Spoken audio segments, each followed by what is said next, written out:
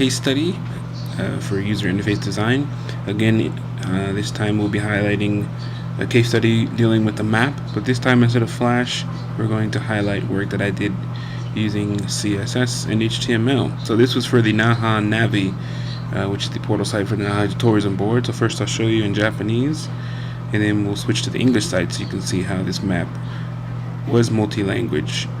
So here we have a map of Japan and surrounding areas with city names. Now when you mouse over the city names, you are given a pop-up in CSS that tells them the time to Naha from a particular city. So this is Fukuoka, Japan. It's 1 hour 40 minutes to Naha, which is on the bottom. So just a really simple concept, kind of similar to the Okinawa Life map. Just mouse over. In this case, it shows you your time to Naha. But the concept of mousing over the region to reveal information is the same.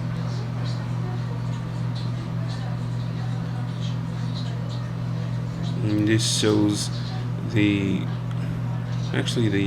power that you have with just HTML and CSS to create these type of interactive maps. We could have done animated GIFs or animated PNGs to get a similar effect as we had in Okinawa Life. So nowadays there's really no need to use Flash for these type of applications. I'm going to switch this over to English mode. This site uses a automated translation system provided by Cross Language, which is in Tokyo.